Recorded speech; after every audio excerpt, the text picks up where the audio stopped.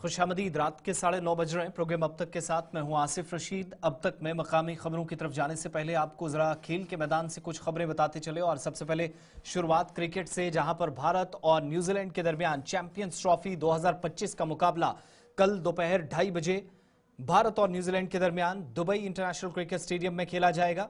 Final मुकाबला है। Team India 5वीं बार फाइनल में पहुंची है और अगर वो खिताब जीतती है तो ये तीसरा ऐसा मौका होगा। इससे पहले एक ट्रॉफी वो ऑलरेडी 2002 में जब श्रीलंका के साथ शेयर कर चुकी है, जबकि ये दूसरा मौका होगा जब वो बराह रास्त फाइनल में पहुंचकर मुकाबला अगर अपने नाम करती है तो जीत यकीनी तौर पर जो लग रहा है हो सकती है, पॉसिबिलिटीज हैं और ऐसा बराह रास्त ये पहला मौका होगा। इससे पहले 2013 में टीम इंडिया महेंद्र सिंह धोनी की कप्तानी में आखिरी मर्तबा 10 साल के बाद दोबारा से, बल्कि 12 वर्षों बाद फाइनल में जाने का मौका मिला है। और इतना ही नहीं, टीम जो जीतेगी वो भी और जो हारेगी दोनों टीमें काफी अमीर होने वाली हैं। चैंपियंस ट्रॉफी का फाइनल भारत और न्यूजीलैंड के दरमियान कल भारतीय वक्त के मुताबिक 2:30 बजे होगा। आईसीसी ने पहले इस टूर्नामेंट के लिए इनामी रकम का ऐलान कर दिया था और चैंपियंस ट्रॉफी 2025 के फाइनल में भारतीय टीम का मुकाबला न्यूजीलैंड से होगा। मैच 9 मार्च यानी कल इतवार को दुबई इंटरनेशनल क्रिकेट स्टेडियम में होगा। भारतीय वक्त के मुताबिक मैच दोपहर 2:30 बजे शुरू होना है। भारतीय टीम ने टीम ऑस्ट्रेलिया को 4 विकेटों से शिकस्त दी थी, फाइनल में जगह बनाई थी। इधर न्यूजीलैंड ने जनूबी अफ्रीका को लाहौर में 50 रन से शिकस्त देकर टाइटल में फाइनल में जगह बनाई। और इस बार चैंपियंस ट्रॉफी का फाइनल जीतने वाली टीम यकीनन सबसे ज्यादा पैसे लेगी। इंटरनेशनल क्रिकेट काउंसिल के ऐलान के मुताबिक चैंपियंस ट्रॉफी जीतने वाली टीम को तकरीबन 19.48 करोड़ रुपए, जो कि $2.24 मिलियन बनते हैं, पैसा मिलेगा। फाइनल में हारने वाली टीम जिसको 9.74 यानी तकरीबन पौने 10 करोड़ रुपए मिलेंगे, $1.12 मिलियन बनते हैं। मजीद ये सेमीफाइनल में हारने वाली टीमों को तकरीबन 4.87 करोड़ रुपए, जो 5,60,000 अमेरिकी डॉलर के बराबर रकम होगा। इसका मतलब ऑस्ट्रेलिया और जनूबी अफ्रीका की टीमें मालामाल हुई हैं। 4.87 करोड़ रुपए इनको भी मिले हैं। ग्रुप मरहले में जो टीम बाहर हो गई, इनामी रकम उन्हें भी दी गई है। 5वें और 6ठे नंबर पर आने वाली टीमें अफगानिस्तान और बांग्लादेश को $3,50,000 यानी तकरीबन 3.4 करोड़ रुपए की मसावी रकम मिलेगी। 7वें और 8वें नंबर पर आने वाली टीमें पाकिस्तान और इंग्लैंड, जिन्होंने $1,40,000 तकरीबन 1.22 करोड़ रुपए की मसावी रकम हासिल करनी है। 2025 में हर मैच अहमियत रखता है। टीम को ग्रुप मरहले में मैच जीतने पर 34,000 तकरीबन 29.61 करोड़ रुपए और इसके अलावा तमाम 8 टीमों को इस मुकाबले में हिस्सा लेने के लिए $1,25,000 तकरीबन 1.8 करोड़ रुपए की गारंटी रकम दी जाएगी। आईसीसी चैंपियंस ट्रॉफी मजमूई तौर पर $6.9 मिलियन तकरीबन 60 करोड़ रुपए की इनामी रकम तकसीम कर रहा है। 17 में यानी 2017 में 53% से ज्यादा है, 53%। तब ये उस वक्त जो इनामात दिए गए थे, इस बार काफी ज्यादा है। तो फातिह टीम जो जीतेगी 19,48,00,000 रुपए, रनर्स अप जो फाइनल में हारेगी 9,74,00,000, सेमीफाइनलिस्ट ऑस्ट्रेलिया और जनूबी अफ्रीका 4,87,00,000, 5वें 6ठे नंबर पर आने वाले अफगानिस्तान और बांग्लादेश को 3,04,00,000, 7वें और 8वें मकाम पर रहने वाली पाकिस्तान और इंग्लैंड 1,40,00,000 रुपए। ग्रुप स्टेज जिसने मैच जीता 34,000 यानी 29.61 रुपए गारंटी रकम, जो कि आईसीसी अनाउंस कर चुकी है।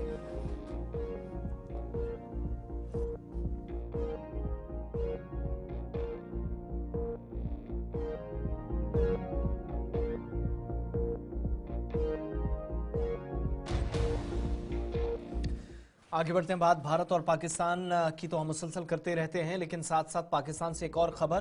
पाकिस्तान के अंदर गैरकानूनी तौर पर मुकीम गैर मुल्कियों पर कार्रवाई तेज कर दी गई है और अफगान बाशिंदों के खिलाफ 31 मार्च 2025 के बाद सख्त एक्शन का फैसला पाकिस्तान की दाखिला वजारत की जानिब से कर लिया गया है।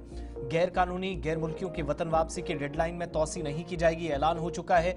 गैर कानूनी तौर पर मुकीम गैर मुल्कियों और अफगान सिटीजन्स कार्ड होल्डर्स के पाकिस्तान छोड़ने की डेडलाइन पहले से तय थी, जिसके मुताबिक अनाउंसमेंट हुई थी और अब बाज़ाब्ता तौर पर ऐलान कर दिया गया कि पाकिस्तान छोड़ने की डेडलाइन 31 मार्च होगी। सिक्योरिटी जराये के मुताबिक मुकर्रर तारीख के बाद मुकीम गैर कानूनी गैर मुल्कियों और अफगान शहरियों के खिलाफ कानूनी कार्रवाई की जाएगी। ऐसे अफराद को गिरफ्तार करके मुल्क बदर किया जाएगा। पाकिस्तान में मुकीम तमाम अफगान शहरियों को वाज़ेह हिदायत दी गई है कि वो बाइज्जत तौर पर वापस चले जाएं। सिक्योरिटी जराये के मुताबिक पाकिस्तान में बढ़ती दहशतगर्दी के वाकयात में अफगान शहरियों के बराह रास्त मुलविस होने के बाद यह फैसला हुआ है। 4 मार्च 2025 को बन्नू कैंट खुदकुश हमले में एक बार फिर से नाम सामने आया। फितनतुल खुराज के 16 दहशतगर्द पाकिस्तानी फौज के मुताबिक मारे गए। इन हलाक खारिजीन में अफगान दहशतगर्द भी शामिल थे और इस हमले की मंसूबासाजी अफगानिस्तान की सरजमीन पर पाकिस्तान के मुताबिक मुबैना तौर पर की गई। वजारत दाखिला पाकिस्तान की हिदायत के मुताबिक गैर कानूनी मुकीम, गैर मुल्की और अफगान शहरी कार्ड होल्डर्स 31 मार्च तक रजाकाराना तौर पर पाकिस्तान छोड़ दें। वजारत दाखिला ने कहा कि 1 अप्रैल से तमाम गैर कानूनी तौर पर मुकीम गैर मुल्कियों की मुल्क बदरी का अमल शुरू कर दिया जाएगा। यहां पर यह भी याद दिलाते चलें कि वफाकी वजारत दाखिला पाकिस्तान ने अफगान सिटीजन कार्ड होल्डर्स को 31 मार्च 2025 तक का हुक्म पहले ही मुल्क छोड़ने का हुक्म दिया था, उसके मुताबिक काम होगा। ये कार्रवाई 2023 में शुरू हुई थी और अभी तक तकरीबन 1 लाख से ज्यादा अफगान शहरी वापस अपने मुल्क जा चुके हैं। बात जम्मू कश्मीर की। उत्तर प्रदेश एटीएस ने आज बड़ी जानकारी दी है कि हिजबुल मुजाहिदीन के एक मिलिटेंट उल्फत हुसैन को मुरादाबाद से गिरफ्तार कर लिया गया है। इतलात के मुताबिक उल्फत हुसैन का ताल्लुक कश्मीर में या जम्मू कश्मीर से है, पुंछ इलाके से। इसने पाकिस्तान के ज़ेरे कब्जा कश्मीर में मिलिटेंटों के साथ तरबियत हासिल की। 2002 से फरार था और इसके सर पर 25,000 रुपए का इनाम था। यह कार्रवाई पुंछ के अंदर की गई है। उत्तर प्रदेश एटीएस की ये पुंछ के अंदर कार्रवाई हुई और हिजब से मुंसलिक मिलिटेंट को गिरफ्तार करने का दावा किया गया है। आज प्रेस कॉन्फ्रेंस करके उत्तर प्रदेश पुलिस की जानिब से बाज़ाब्ता तौर पर इसकी तस्दीक भी की गई। ये भी कहा गया कि अदालत में और पुलिस की कार्रवाई से मुसलसल उल्फत हुसैन भाग रहा था। इससे पहले 2002 में तकरीबन 23 बरस का उसकी गिरफ्तारी एक बार हो चुकी है। मौका दिया गया था लेकिन दोबारा से ये फरार होता रहा। पुलिस कार्रवाई में इसने ताउन नहीं दिया। 25,000 रुपए का इनाम था और एटीएस ने अब बाज़ाब्ता तौर पर इस बात की तस्दीक कर दी कि इस शख्स की गिरफ्तारी हुई है जो गुज़श्ता 18 बरसों से फरार था। आज गिरफ्तारी अमल में लाई गई है। उत्तर प्रदेश पुलिस ने प्रेस कॉन्फ्रेंस के जरिए इसकी तस्दीक। देखिए, जो एटीएस सहारनपुर यूनिट है और मुरादाबाद पुलिस के ज्वाइंट ऑपरेशन में वर्ष 2015 से एक हिजबुल से संबंध रखने वाला टेररिस्ट जिसकी अरेस्टिंग वर्ष 2002 में मुरादाबाद से की गई थी और काफ़ी मात्रा में असलहे और बाकी एंटी जो टेररिस्ट एक्टिविटीज़ के लिए यूज़ किए जाने वाले सब्सटेंस थे बरामद किए गए थे। उसको सूरनकोट थाना सूरनकोट जनपद पूंछ जम्मू एंड कश्मीर से कल अरेस्ट किया गया है। बेसिकली वर्ष 2002 में 9/7 यानी 9 जुलाई 2002 को एक अरेस्टिंग हुई थी जिसमें उल्फत हुसैन नाम का ये हिजबुल से संबंध रखने वाला टेररिस्ट यहाँ मुरादाबाद में रह रहा था और उसके साथ स्थानीय यानी जो 4 लोग और अरेस्ट हुए थे जिसमें से 3 मुरादाबाद के रहने वाले थे, एक रामपुर का रहने वाला था।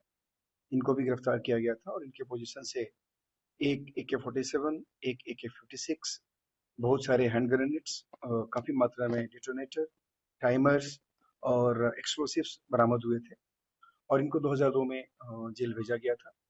उसके बाद वर्ष 2008 में ये जेल से बाहर हुए थे और उसके बाद से लगातार एब्सकॉन्डिंग थे। इनके खिलाफ बहुत सारे समन्स वारंट्स फ्री हुए। उसके बाद 299 की कार्रवाई होने के पश्चात इनके खिलाफ 2015 में परमानेंट वारंट जारी करते हुए और फाइल को दाखिल दफ्तर किया गया था और उसके बाद लगातार एटीएस और प्लस लोकल पुलिस इसको लगातार लोकेट करने का प्रयास कर रही थी। हम लोग के पास काफ़ी कंक्रीट सूचना मिली थी और काफ़ी प्रयास के बाद कल इसकी गिरफ्तारी एटीएस जो जम्मू कश्मीर नेशनल कॉन्फ्रेंस के सरबरा और साबिक वज़ीर आला जम्मू कश्मीर डॉक्टर फारूक अब्दुल्ला ने खवातीन के खिलाफ बढ़ते जराइम पर तशवीश का इजहार किया है। आलमी यौम खवातीन की मुनासबत से मुनक़िदा तकरीब में जम्मू के अंदर डॉक्टर फारूक अब्दुल्ला ने खवातीन के खिलाफ बढ़ते जराइम पर अफसोस और दुख का इजहार किया और कानून नाफिज करने वाले इदारों व मीडिया की खामोशी पर भी सवाल उठाए। नहीं हो रहा है इसलिए मैंने आपसे कहा ना, इंसान पागल हो गया है भाई। मुझे कौन भाव खींच वो सिर्फ अपने आप को नाम पर कहता है मैं मुसलमान हूँ, हिंदू हूँ, मगर उसका वो न मुसलमान न हिंदू है। यार तुम मेरा बदमाश हो यार गया। सर भाई सर जैसे जब नहीं तो हमारी बहनों के साथ ऐसा होना चाहिए। हर एक के घर में बहन है, बीवी है, माँ है। अफसोस है मुझे, वो क्यों नहीं इजराइल की हो या किसी और से हो, है औरत। अफसोस है, अफसोस तो आपको करना चाहिए। आपका मीडिया कभी सच नहीं लिखता, आपका मीडिया डर गया है, कोई सच्ची बात आपसे नहीं निकलती है। हाँ, जहाँ किसी को दिखाना होगा वहाँ ये आपको बोलते हैं देखो ये आपका सब कुछ जो है इंटेलिजेंस डिपार्टमेंट में बताता है। इंटेलिजेंस डिपार्टमेंट आपको बताता है क्या आप दिखा सकेंगे क्या नहीं दिखा सकेंगे। Government will have to give थोड़ा सा पीछे कर they are bound by the promise they have. के बाद प्रोग्राम अब तक में आपका इस्तकबाल मुसाफिरों बिलखुसूस सरकारी अफसरान और ताजरों को राहत मिलने वाली है, क्योंकि जम्मू कश्मीर के अंदर बिलखुसूस फिजाई सफर करने वाले मुसाफिरों को राहत मिलेगी। जम्मू से श्रीनगर के लिए सुबह की परवाज 1 अप्रैल 2025 से शुरू होने जा रही है। इसकी जानकारी मरकजी वजीर डॉक्टर जितेंद्र सिंह की जानिब से दी गई। आज उन्होंने एक्स पर भी इस सिलसिले में एक पोस्ट किया। मुसाफिरों बिलखुसूस सरकारी अफसरान और ताजरों को उनके मुताबिक राहत और सहूलियात के पेश नज़र शहरी हवाबाजी के हुकाम ने 1 अप्रैल से जम्मू से श्रीनगर के लिए सुबह की परवाज शुरू करने को मंजूरी दे दी है। मरकजी वजीर डॉक्टर जितेंद्र सिंह ने एक्स पर पोस्ट के जरिए जानकारी फराहम करते हुए लिखा कि आम शिकायत के जवाब में जो ज्यादातर सरकारी अफसरान और ताजरों की तरफ से की जाती थी कि जम्मू से श्रीनगर के लिए सुबह की कोई परवाज ना होने के नतीजे में उनके लिए अक्सर औकात एक ही दिन में जम्मू से श्रीनगर आना जाना मुश्किल हो जाता है। अब पोस्ट में उन्होंने इस बात की तस्दीक कर दी है कि सिविल एविएशन अथॉरिटी या हुकाम को इस ज़िम्मन में एक तजवीज़ पेश की गई, जिनने 1 अप्रैल 2025 से जम्मू से श्रीनगर के लिए सुबह 10 बजे मामूल की फ़िज़ाई परवाज शुरू करने पर रजामंदी जाहिर कर ली है। तो 1 अप्रैल से उन मुसाफिरों को भी राहत मिलेगी जो बराह रास्त जम्मू आना चाहते हैं। सुबह 10 बजे मामूल की परवाज 1 अप्रैल से स्टार्ट हो जाएगी, जो हुकूमत की जानिब से एक किस्म का तोहफा भी है। इधर जम्मू कश्मीर की सरकार कर्जे में भी डूबी है। ये इंकिशाफ आज जम्मू कश्मीर की हुकूमत ने खुद ऐवान के अंदर किया और कहा कि मरकज के ज़ेर-इंतज़ाम इलाके पर इस वक्त भी 1,25,205 करोड़ रुपए का भारी कर्जा है। जम्मू कश्मीर के वज़ीर ख़जाना उमर अब्दुल्ला ने हंदवारा के रुकन असम्बली सजाद गनी लोन के सवाल के जवाब में तहरीरी तौर पर कहा कि हुकूमत ने अब तक तमाम तरह की कोशिशें की हैं। नई हुकूमत को अगरचे कम वक्त मिला है, लेकिन जम्मू कश्मीर का कुल कर्जा, जिसमें state development loan, reserve bank of India loan, इसके अलावा मुज़ाकराती कर्जे, national saving small funds, Bharat सरकार की पेशगी रकूमात, इसके अलावा visa and means advance, overdraft, general provident fund GPF, इसके अलावा रिजर्व और डिपॉजिट्स, साथ साथ UDAY पावर बॉन्ड्स, ये तमाम कर्जाजात में शामिल हैं। 1,25,205 करोड़ रुपए तक ये कर्जा पहुंच गया है। महकमा खजाना के जवाब के मुताबिक state development loan SDL reserve bank of India loan के तहत कुल बकाया रकम 69,894 करोड़ रुपए है, जबकि GPF के तहत 27,901 करोड़ रुपए, इसके अलावा रिजर्व और डिपॉजिट्स में 14,294 करोड़ रुपए, साथ साथ NSSF के तहत 5,758 करोड़ रुपए, मुज़ाकराती कर्जे 4,032 करोड़ रुपए, UDAY बॉन्ड्स 2,616 करोड़ रुपए और भारत सरकार की पेशगी रकम 710 करोड़ रुपए तक पहुंच गई। यानी जम्मू कश्मीर यूनियन टेरिटरी लद्दाख अलग होने के बाद अब अगरचे छोटी यूटी है, साबिका रियासत है, लेकिन कर्जे में कोई कमी कहीं पर नजर नहीं आ रही है। मकरूज रियासतों में एक जम्मू कश्मीर भी है। इधर ऐवान में ही आज इस बात की तस्दीक की गई कि जम्मू कश्मीर के अंदर मुतअद्दिद मकामात पर तालीमी इदारे, पुल और सड़कें गैर महफूज हैं। और deputy chief minister Surendra Chaudhary की तरफ से आज एक जवाब में कहा गया कि 765 स्कूलों की इमारतों, 11 पुलों को गैर महफूज करार दिया गया, जबकि दीगर 371 यूनियन टेरिटरी के अंदर मुख्तलिफ हिस्सों में लोगों को जोड़ने वाले पुल बड़ी या इस वक्त यूनियन टेरिटरी के अंदर जो 371 पुल हैं, बड़ी या मामूली मरम्मत की जिनको ज़रूरत है। पब्लिक वर्क सड़कों और इमारतों के महकमे के ज़रिए जो कि वज़ीर इंचार्ज भी हैं सुरेंद्र चौधरी, जिन्होंने कहा कि नेशनल कॉन्फ्रेंस की कानून साज शमीमा फिरदौस की तरफ से सवाल उठाया गया।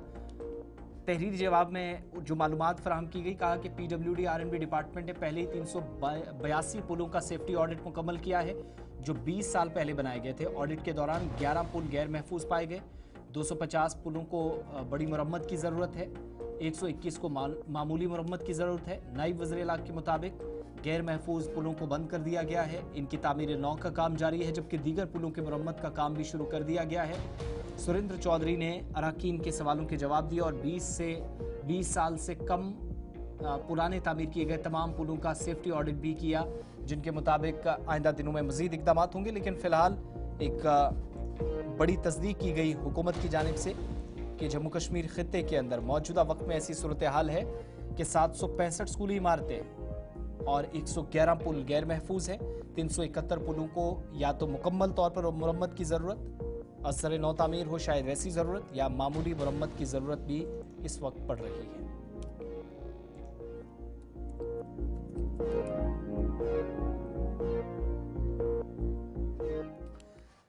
ख़वातीन के आलमी दिन की मुनासबत से जम्मू कश्मीर में भी मुल्क के बाकी हिस्सों की तरह तकरीबात का इनेकाद अमल में लाया गया। शक्ति विजय ब्रिगेड के ज़रिए एहतमाम कल्चरल डेवलपमेंट सेंटर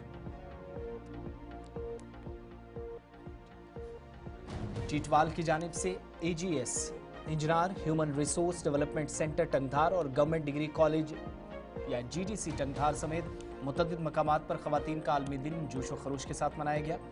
इस तकरीब में ख़वातीन के लिए एक जामे तिब्बी मुआयने के साथ साथ अफसरान जो यहाँ मौजूद रहे या मुकर्रीन थे, उन्होंने सेहत आमा, ख़वातीन के लिए सहूलियात, उन्हें बाख्तियार बनाने के ताल्लुक से भी बात की और इस सिलसिले में सेहत या हिफ़्ज़ान सेहत से मुतल्लिक एक वसीत अंगेज़ सेशन भी मुनक़्क़िद हुआ, जहाँ ख़वातीन के हुकूक़ के ताल्लुक से फ़ौजी और सिविल इंतज़ामिया के अफसरान ने बात की। गवर्नमेंट डिग्री कॉलेज टंगधार के अंदर होने वाले इस प्रोग्राम में फ़ौज, पुलिस, सिविल अथॉरिटीज़ और मकामी आबादी जिसमें सिविल सोसाइटी भी शामिल है, एक कलीदी किरदार अदा किया।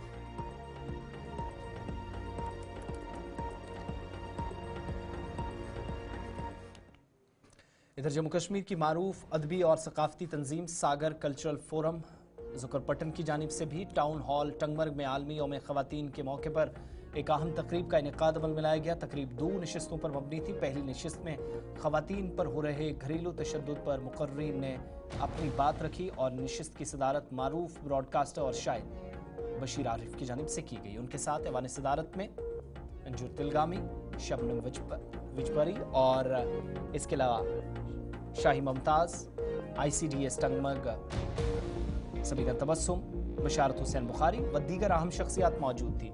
इस मौके पर मारूफ ब्रॉडकास्टर सकीना राथर को अर्नीमाल अवार्ड 2025 से सरफराज किया गया।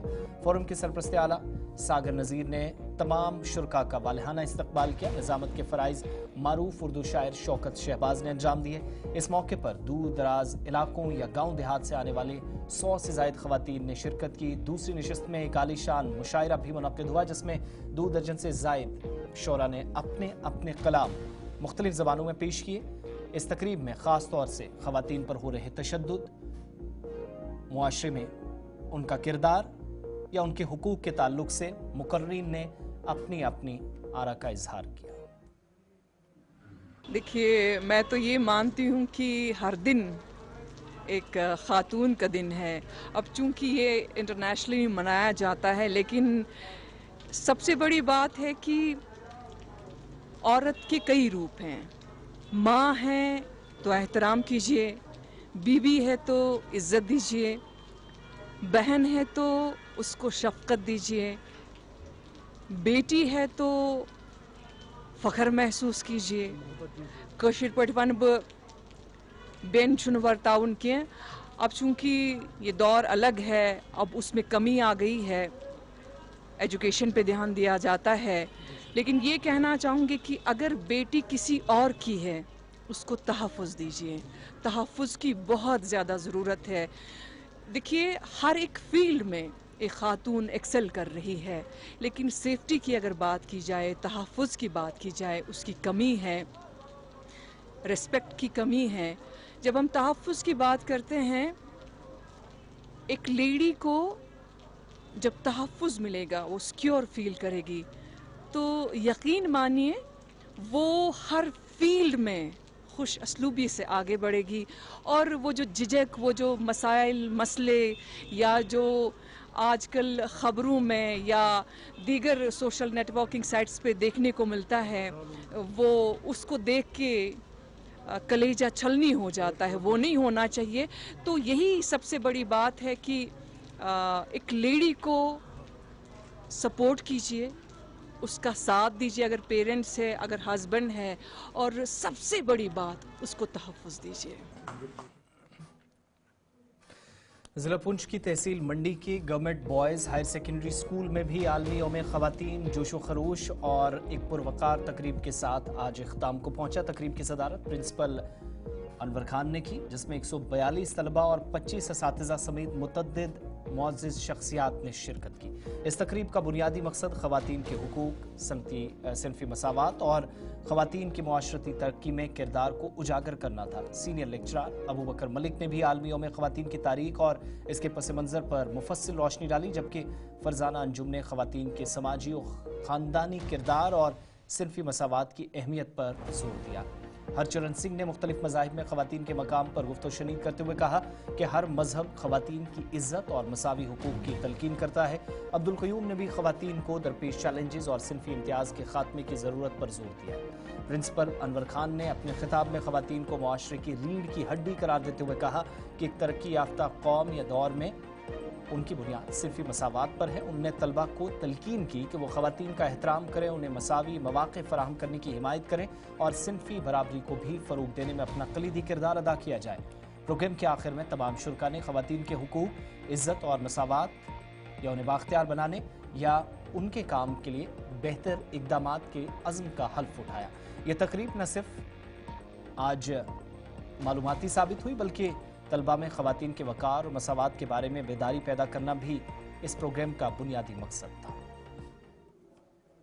8 मार्च को सारी दुनिया में ख़वातीन का आलमी दिन मुनक्किद किया जाता है। मकसद इस दिन के मनाने का यही रहता है कि आम आवाम में और ख़ुसूसियत के साथ नई नस्ल में ये बेदारी पैदा की जाए कि हमारे माशरे में, हमारे समाज में उसको बनाने में, उसको संवारने में ख़वातीन का कितना अहम किरदार है। वो चाहे कोई हौज़ मेकर, जिसे हाउस वाइफ कहते हैं, वो हो, हमारी कोई तालिबे इल्म हो, हमारी कोई साइंटिस्ट हो, हमारी कोई एडमिनिस्ट्रेटर हो। ज़िंदगी का कोई शोबा ऐसा नहीं है जहां हम ख़वातीन के बगैर ज़िंदगी का तसव्वुर कर सकते हैं। तो इसी शऊर को पैदा करने के लिए आज यहाँ हमने बॉयज़ हायर सेकेंडरी स्कूल मंडी में एक प्रोग्राम का इनेकाद किया, जिसमें हमारे 142 तलबा और 25 स्टाफ मेम्बरान ने शिरकत की।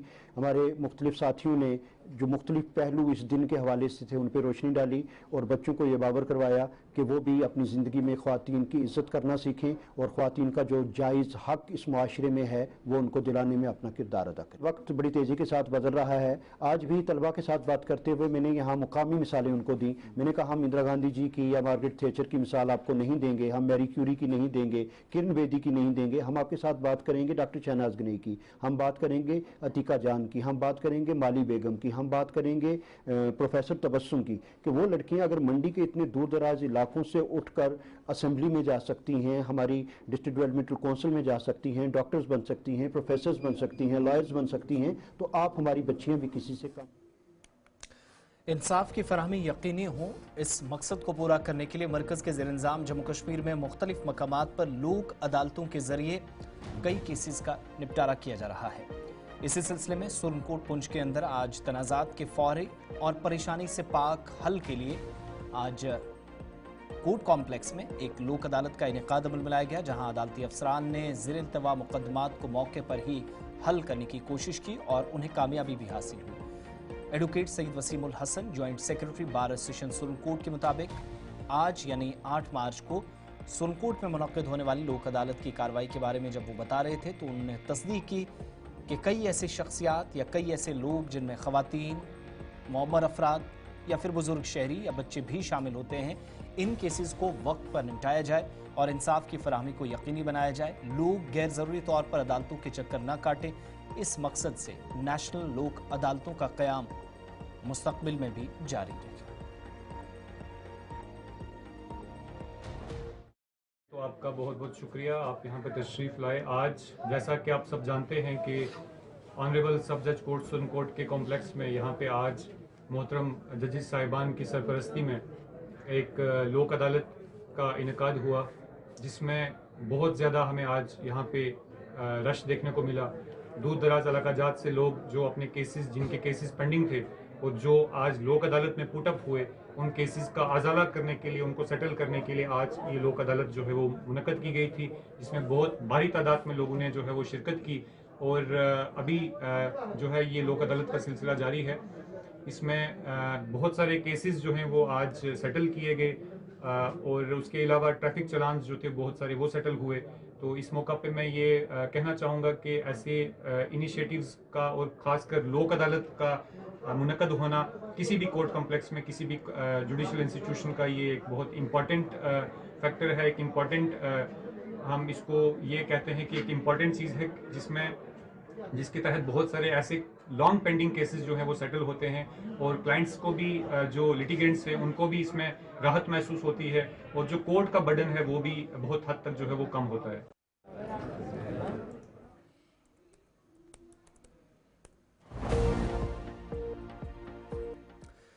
District development commissioner Srinagar doctor Bilal Mohiuddin Bhatt ने आज टीआरसी ग्राउंड श्रीनगर में रियल कश्मीर फुटबॉल क्लब के तरबियती सेशन में शिरकत की। तकरीब के दौरान डॉक्टर बिलाल ने खिलाड़ियों और कोचिंग अमले से बराह रास्त बातचीत की, मुलाकात की, उनकी हौसला अफजाई की और जम्मू कश्मीर में फुटबॉल के फरोग पर उनकी कोशिशों को सराहा।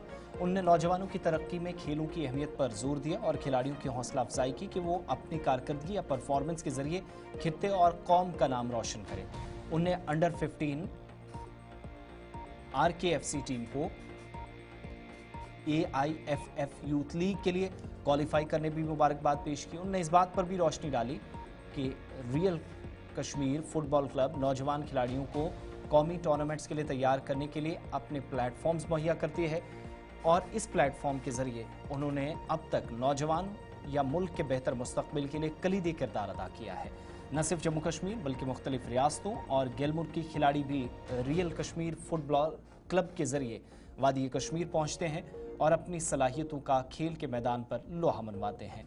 रमज़ान मुबारक के बावजूद भी रोज़ा रखने के साथ साथ ये खिलाड़ी खेल सरगर्मी में मसरूफ़ नजर आए और नौजवान खिलाड़ी जो खेलों में बिलखुसूस फुटबॉल में सलाहियत भी है और दिलचस्पी भी जाहिर करते हैं, उनकी हौसला अफजाई डिप्टी कमिश्नर ने की।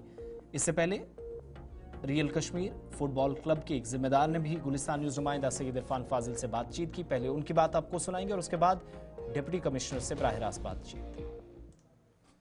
देखिए, अल्हम्दुलिल्लाह, Ramzan is part and parcel of our lives, so as football. So even if either of them are clashing with our daily routine, we love it, and you can see everybody is enjoying. सब लोग मतलब football का भी आनंद उठा रहे, लुत्फ उठा रहे और अब इफ्तारी का भी टाइम पास आ रहा है और police everybody, it's a festive time of kind of thing, and I really love it. We need in Kashmir, we need this kind of atmosphere where people are happy and to express their feelings, and footballers love to express their feeling inside the football ground. और मुझे लगता है कि एक बेहतरीन माहौल है और डीसी साहब भी आए हैं, वो भी खेल रहे हैं और उनके टच से लग रहा है कि उन्होंने फुटबॉल भी खेला है। वादी कश्मीर में स्पोर्ट्स का एक अलग सा रुझान है। हमारे साथ इस वक्त डिप्टी कमिश्नर शहर श्रीनगर बिलाल मोहिउद्दीन सर, आपका welcome. It's really fantastic that we have seen a different look specially on you with sports. Ramzan भी है, स्पोर्ट्स भी है, एनर्जी भी है और एक अच्छी मैसेज भी है, क्या कहना चाहिए? देखिए, एज अ पर्सन मुझे हमेशा स्पोर्ट्स जो है फैसिनेट करता था और मैं बचपन से ही खेलता था और जिस ग्राउंड पे यहाँ पर भी खेला हूँ बचपन में। अब एज अ डिप्टी कमिश्नर यहाँ पर आया हूँ, थोड़ा सा मैं भी खुद इंस्पायर हो जाऊँ और साथ ही साथ मैं देख रहा हूँ कि इस तरीके से यहाँ पर फुटबॉल मैच खेला जा रहा है। जो रियल कश्मीर फुटबॉल क्लब है, उनकी जानिब से जो उनकी टीम है जो क्लब रिप्रेजेंट कर रहा है और खेल रहा है, आई लीग खेल रही है, उनके प्लेयर्स के साथ इंटरेक्ट किया, प्रैक्टिस सेशन थोड़ी की, हमें भी थोड़ा सा याद आ गया पुराने दिन अपने। और सबसे अच्छी बात थी कि हमारे जो यहाँ पर बच्चे हैं अंडर 15, उनके साथ भी मौका मिला थोड़ा सा इंटरेक्ट करने का। And I think this is what we require कि ऐसा इन्वायरमेंट रहे, फैसिलिटीज़ रहे, इंफ्रास्ट्रक्चर रहे, बेटर कोचिंग रहे, बेटर फिजियोथेरेपी रहे, ताकि हम अपने बच्चों को बेहतर फैसिलिटीज़ दें, बेहतर ट्रेनिंग दें, ताकि वो ना कि सिर्फ अपनी यूटी स्टेट लेवल पे बल्कि आगे जाके नेशनल आई लीग जो है उनमें खेले और साथ ही साथ कंट्री को रिप्रेजेंट करे इंटरनेशनल लेवल पर और नेशनल लेवल पे। मुझे बड़ी खुशी मिली है कि मैं आज यहाँ पर आया और मुझे मौका मिला इनके साथ प्रैक्टिस सेशन करने का। As we have seen, there are so many international players as well. और सबसे बड़ी बात है कि आईरोज डिस्ट्रिक्ट एडमिनिस्ट्रेशन भी कोशिश कर रही है स्पोर्ट्स को आगे। क्या मेजर इनिशिएटिव्स रहेंगे सर आने वाले टाइम में? More developments with mentors, guides and turfs and all. देखिए, पहली बात तो जैसे ये बच्चे जो यंग बच्चे हैं, इनके पास सामने यहाँ पर इंटरनेशनल प्लेयर्स खेल रहे हैं, मुझे लगता है इससे अच्छी फैसिलिटी क्या हो सकती है? They get inspired by their skills और वो भी इनको ट्रेन करती है। साथ ही साथ जैसे आपको पता ही है कि दैट हमेशा जो यूटी एडमिनिस्ट्रेशन की तरफ से जानिब से जो पॉलिसीज रही है, sports infrastructure always remain the focus. चाहे वो नए प्ले फील्ड्स बनाने के लिए, अगर आप देखेंगे पिछले कई साल में हर पंचायत में एक प्ले फील्ड बना हुआ है, ठीक है। हमने बहुत सारे प्ले फील्ड्स बनाए हैं जहाँ पर बच्चों को अपॉर्चुनिटी मिलती है। आप देखेंगे जब हम खेलते थे मुझे लगता था ये टीआरसी होता था और एक ग्राउंड होता था बस। अगर आप देखेंगे आजकल हर पंचायत में एक प्ले फील्ड है, चाहे छोटा ही क्यों ना हो मगर है, बच्चे खेलते हैं। और हमारे भी यही हम भी कोशिश कर रहे हैं कि दैट जैसे स्पोर्ट्स काउंसिल अपने तरीके से कर रहे हैं, हम भी उनको सपोर्ट करते हैं। चाहे वो आइडेंटिफिकेशन ऑफ न्यू स्टेडियम्स हो, हम बना रहे हैं यहाँ पर। अभी हम लोगों ने प्रपोजल बनाया है 2 स्टेडियम्स के लिए जो प्रधानमंत्री जन विकास योजना में हम बना रहे हैं। And I think in coming times अच्छा रहेगा। और जितने जितने ज़्यादा अच्छे अच्छे प्लेयर यहाँ से निकलेंगे, रिप्रेजेंट करेंगे, they will become inspiration for other younger generations. जो यंग पीपल देख रहे हैं उनको उससे इंस्पिरेशन मिलेगी और वो भी अच्छा करेंगे। अगर आप देखेंगे कि football has just picked up, so और हमारा क्योंकि हिली एरिया से तो वी हैव एन थोड़ा बिट एडवांटेज है, एक्स्ट्रा एडवांटेज है फुटबॉल खेलने का। आई थिंक अच्छी फैसिलिटी दे, ट्रेनिंग दे और एक अच्छी गाइडेंस दे, they will shine. Thank you very much for your time, enjoy your game, thanks a lot. आपने देखा कि हमने बात की यहाँ पर डिप्टी कमिश्नर शहर श्रीनगर बिलाल मोहिद्दीन। स्पोर्ट्स के साथ साथ यहाँ बच्चों में एक अलग सा रुझान आई रोज देखने को मिल रहा है। इंटरनेशनल टर्फ के साथ इंटरनेशनल खिलाड़ी और आने वाले टाइम में जोश और होश के साथ गेम को आगे बढ़ाया जाएगा। विद वीडियो जर्नलिस्ट समीर वानी के साथ सईद इरफान फाजिल, गुलिस्तान न्यूज़ श्रीनगर। चलिए, वक्त एक छोटे से ब्रेक का है। प्रोग्राम अब तक में मेरे साथ बस इतना ही। ब्रेक के उस पार एक और खास प्रोग्राम। आसिफ रशीद को इजाजत दीजिए।